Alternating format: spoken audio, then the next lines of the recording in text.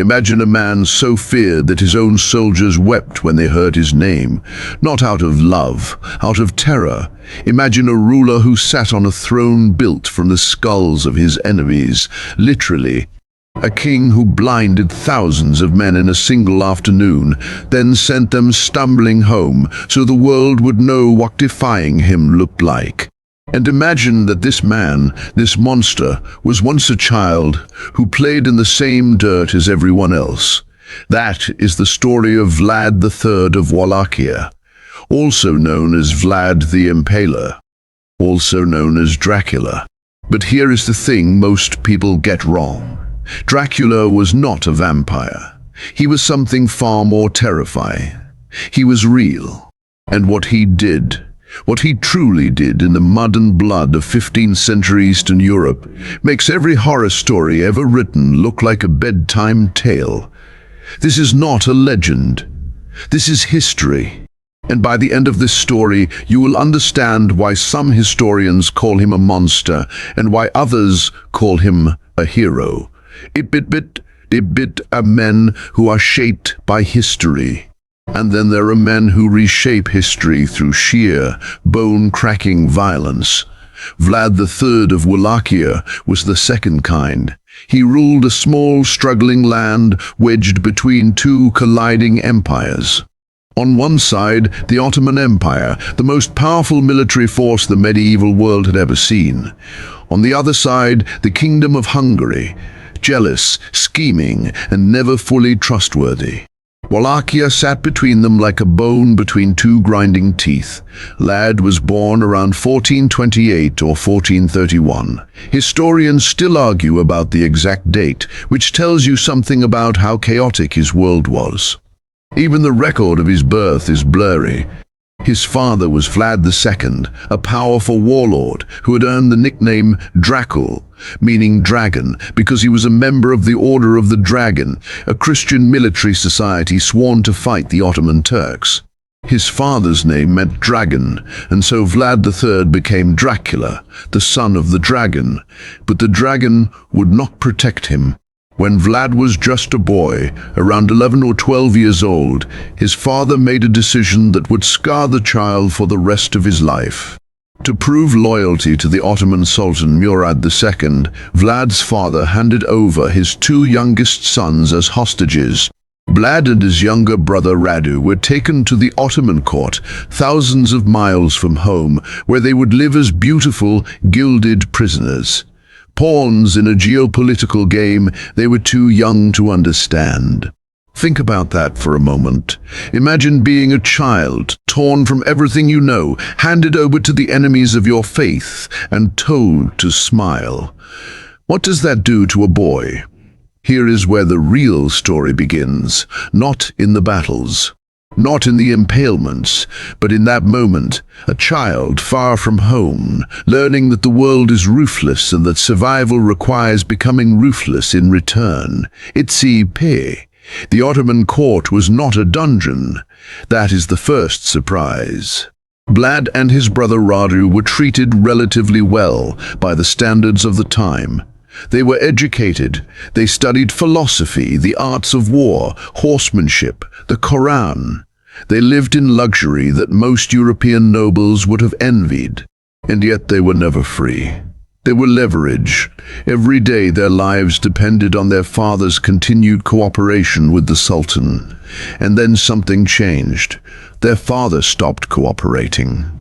In 1447, Vlad's father, Dracul, the dragon, was assassinated, not by Ottomans, by his own allies. Boyars, the noble landowners of Wallachia, conspired with Hungarian forces under the warlord John Hunady. They ambushed Vlad's father in a swamp near Bijurdny and killed him. Then they murdered Vlad's older brother, Mircea. But Mircea's death was not clean. According to accounts from the time, he was buried alive. His eyes were gouged out first. The boy Vlad, sitting in the Ottoman court, received this news from a distance. He was approximately 16 years old. He never forgot. The Ottomans, recognizing an opportunity, decided to use Vlad as a political tool. They helped him reclaim the throne of Wallachia in 1448. It lasted 2 months. He was driven out by the same Hungarian-backed forces that had killed his father. He fled. He survived. He wandered. For years, Vlad lived as a man without a kingdom, an exile, a guest of rivals, a prince with no land. He spent time at the court of Moldavia. He eventually made a fragile peace with John Hunyadi, the man who'd helped murder his father, because survival demanded it. He learned to smile at enemies. He learned to wait, a trapped animal, sharpening its claws in the dark. And then, in 1456, the claws came out. Bith reclaimed the throne of Wallachia for the second time in 1456. He was around 25 years old. He was lean, hard, educated in both Eastern and Western courts, fluent in multiple languages, and absolutely burning with something that had been building inside him for over a decade. He knew who had betrayed his family. He knew who had profited from his exile. He knew the names of the boyars, the powerful noble class who had conspired against his father, who had maintained their comfort while the legitimate prince wandered like a beggar. And he moved immediately. One of his first acts as ruler was to invite the boyar families to an Easter feast. Hundreds of them came. The great and powerful of Wallachia, dressed in their finest. They ate, they drank, they celebrated. Then Vlad's soldiers sealed the doors. The older boyars, the ones who had been alive during his father's murder, were dragged outside and impaled on stakes. Right there, in the courtyard, while the feast was still warm on the tables inside. Their families, the younger ones, the ones who could still work, were marched out of the city and forced to build one of Vlad's new fortresses with their bare hands. They worked until their fine clothes fell apart. Many worked until they died. It was not just an act of revenge. It was a message. The message was simple. There is a new order in Wallachia, and the old rules no longer apply. But something no one expected happened next. Vlad did not stop there. Ibisek, Borkos, Ibisek. Once the boyars were neutralized, Vlad turned his attention to the rest of Wallachian society. And this is where history becomes genuinely complicated. Because what followed was not only brutality, it was a strange, violent attempt at justice. Vlad hated thieves, not in the ordinary sense. He was pathologically, obsessively committed to eliminating theft from his kingdom. According to multiple chroniclers, both hostile and sympathetic, he achieved something almost miraculous. He made Wallachia so terrifyingly safe that merchants would leave gold coins unguarded in the middle of the road, and the coins would still be there the next morning, because everyone knew what happened to thieves under Vlad. He impaled them. He impaled merchants who cheated their customers. He impaled beggars. He impaled corrupt officials. There is a story, and historians debate whether it is entirely true, but it captures his reputation perfectly, that a foreign merchant came to Vlad complaining that thieves had stolen a large sum of money from him while he slept. Vlad promised to find the culprit.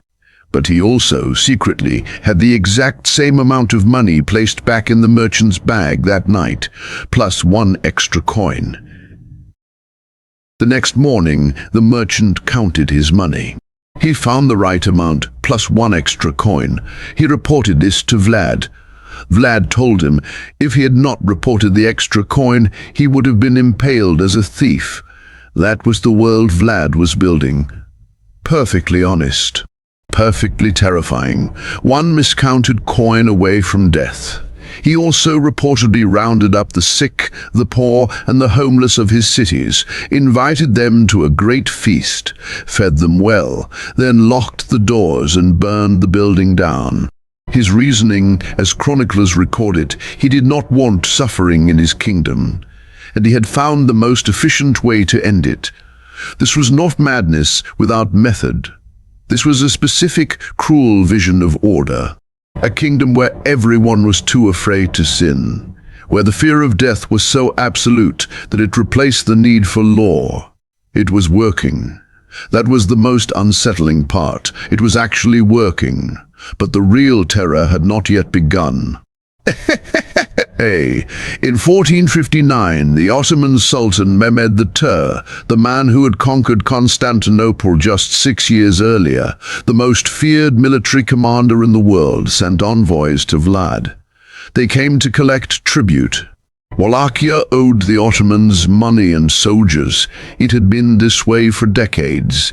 Every ruler of Wallachia paid. Vlad refused. And then, because refusing was not enough, he had the envoys seized. According to the accounts, they refused to remove their turbans in his presence, citing religious custom. Vlad had their turbans nailed to their heads, with iron spikes, so they could never be removed. He sent them back to the Sultan. This was not diplomacy. This was a declaration of war delivered in the language of mutilation. Mehmed was furious.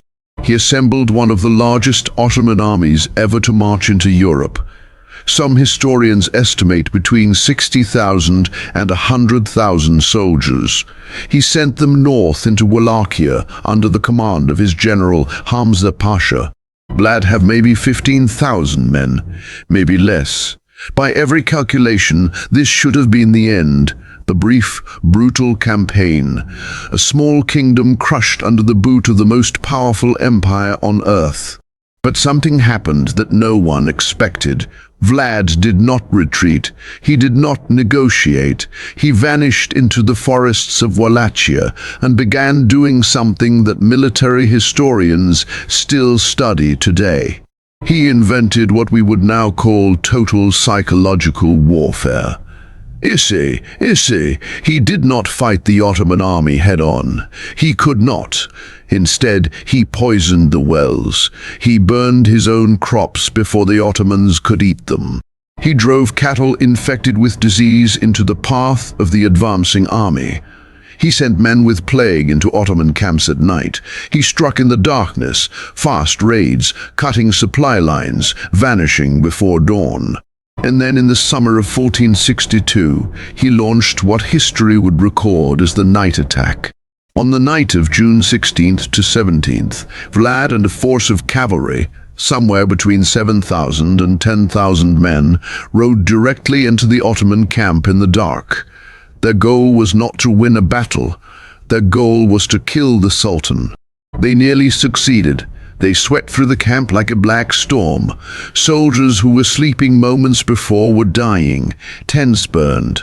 Horses screamed. The Ottomans, the most battle-hardened army in the world, could not see who was attacking or where to fight back. The chaos lasted hours. By the time the sun came up, thousands of Ottoman soldiers were dead, and Vlad's forces had melted back into the forest. The Sultan survived, but only barely. He was reportedly so shaken that he wept. Some accounts say he considered retreating entirely. He did not retreat. But when his army finally pushed forward toward Vlad's capital city of Targovish, what they found there stopped them cold. The city was abandoned, and surrounding it, stretching for kilometers in every direction, was what chroniclers called the Forest of the Impaled. 20,000 Ottoman prisoners and local traitors impaled on stakes of varying heights, rotting in the sun. Mehmed II, conqueror of Constantinople, sultan of the most powerful empire on earth, looked at that forest of the dead and reportedly turned his army around. He had never seen anything like it. He said so himself. He said that a man who could do such things deserved a greater kingdom. That was the peak. That was the moment when Vlad the Impaler became something more than a warlord. He became a force of nature, a nightmare given a crown. And then, as always, everything collapsed. Vlad's greatest enemy was not the Ottomans. It was his own brother, Radu, the younger brother who had been taken to the Ottoman court alongside Vlad all those years ago, had made a very different choice. Where Vlad had emerged from captivity burning with hatred, Radu had converted to Islam, become a favorite of the Sultan, and risen to become a commander in the Ottoman army. He was charming. He was politically flexible in ways his older brother never was. And in the summer of 1462, as Vlad fought the greatest guerrilla campaign in Eastern European history, Radu led a separate Ottoman force into Wallachia from a different direction. He promised Wallachian boyars safety if they switched sides. Many of them did. The people who had watched Vlad impale their neighbors and family members found in Radu a softer option. Vlad was forced to flee. He rode north toward Hungary, seeking the protection of King Matthias Corvinus, the son of the same John Hunyadi who had helped kill his father. He arrived with letters he claimed to have intercepted from Wallachian boyars to the Ottoman Sultan, proving treachery all around him. Matthias Corvinus had him arrested. The exact reason is debated. Some historians believe the letters were forged by Matthias's own agents to justify the arrest. Some believe they were real. What is known is that Vlad spent the next 12 years in Hungarian captivity. Not a dungeon, more comfortable house arrest. But captivity nonetheless. He impaled people from his prison tower, according to some accounts. Mice, birds, whatever he could get his hands on. The habit was too deeply ingrained to suppress. His brother Radu died of syphilis in 1475. It was the kind of death that felt almost poetic, given the choices he had made. And then, one more time, Vlad was released. In 1476, Vlad reclaimed the throne of Wallachia for the third time. He was somewhere in his mid-40s. He was older and thinner and surrounded by allies he could only half trust, and the world had not become easier in his absence. The Ottomans still pressed at the borders, the boyars still schemed, the Hungarians still played their double games. He lasted approximately 2 months. In late 1476 or early 1477, the exact date again is lost, Vlad III was killed in battle near Bucharest. The manner of his death is disputed. Some accounts say he was ambushed, some say he was ambushed, some say he was killed by his own men. Some say he was beheaded by Ottoman soldiers who did not recognize him at first. His head was sent to Constantinople, where the Sultan had it displayed on a pike. The man who had impaled 20,000 people died with his own head on a spike. History has a very particular sense of irony. He was buried, his body without the head, at the monastery of Snagov, which sits on an island in a lake north of Bucharest. But here is a strange final twist. When archaeologists excavated the monastery in the 20th century, searching for his remains, they found the grave empty. Where Vlad the Impaler actually rests, no one knows. Some historians believe the monks moved him. Some believe the original records were wrong. Some believe something stranger. He has been missing for 500 years, and somehow that feels right. The world he left behind was smaller and stranger for his absence. Wallachia fell more firmly into Ottoman influence. The boyar class, those who survived, reasserted their power. The brief, terrifying era of enforced honesty and brutal order was over. Merchants could cheat again, officials could steal again. The roads were no longer safe. The golden coins left unguarded were stolen now. In many ways, nothing changed. The geopolitical pressures that had shaped his life continued to grind against each other for centuries. The Ottoman Empire would not fall for another 400 years. Hungary would be conquered, absorbed, and reshaped. Wallachia would eventually become part of modern Romania, a nation that, today, views Vlad III with complicated pride. In Romania, he is not primarily a monster. He is, for many, a national hero, a defender, a man who stood against a vastly superior empire and made it flinch. There are statues of him. His face appears in art, in museums, in popular culture. The man whom Western sources painted as a blood-drinking devil is, to another tradition, the prince who protected his people with the only currency that worked: fear. Both things can be true. A man can protect his country and be a monster. These categories are not mutually exclusive. History is full of such people, but what he left behind was not just a political legacy. He left behind a story. A story so powerful, so strange, so saturated with blood and darkness and sheer, uncompromising violence that it seeped into the cultural imagination of Europe and never left. In 1897, over 400 years after Vlad's death, an Irish author named Bram Stoker published a novel. He had been researching Eastern European folklore. He had read about a Transylvanian nobleman associated with blood and darkness, and a name that meant son of the dragon. He named his fictional vampire Count Dracula. And the real man, the actual human being, the child taken hostage, the exile, the executioner, the leader who held off an empire with 20,000 stakes, was transformed into a Gothic fantasy. The terror was preserved, but the man beneath it was lost. What do we do with a life like this? Vlad III was not born cruel. He was made cruel, methodically, by a world that handed him cruelty first, as a hostage, as an exile, as the son of a murdered father, as a prince who watched his people be crushed between two empires, with no good choices on either side. He responded to that world with the only language it seemed to understand: violence, absolute, extreme, theatrical violence, designed not just to kill, but to communicate. To say in a language that crossed all barriers of language and culture and religion, "I am here. Do not test me. Do not betray me. Do not make me come for you." It worked. For a time it worked brilliantly. And then it didn't. As it never does. This is the oldest story in history. The ruler who builds order through terror eventually creates more enemies than he can impale. The fear that holds a kingdom together also drives away the loyalty that might have saved it. You cannot govern through terror alone.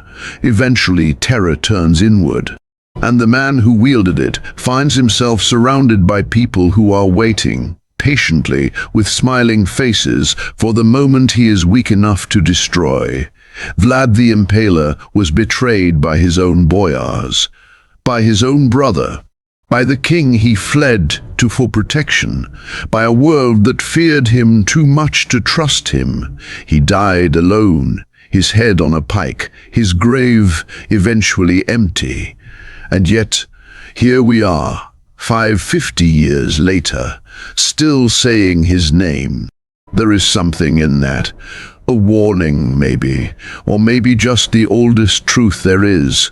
The men who reshape the world through fear are never forgotten, but they are also never truly safe, not for a single day, not even when they sleep. Power built on terror is a castle built on sand. It looks magnificent. It rises higher than anything around it, and then the tide comes in, and there is no trace of it left, except the name, Dracula. Remember it.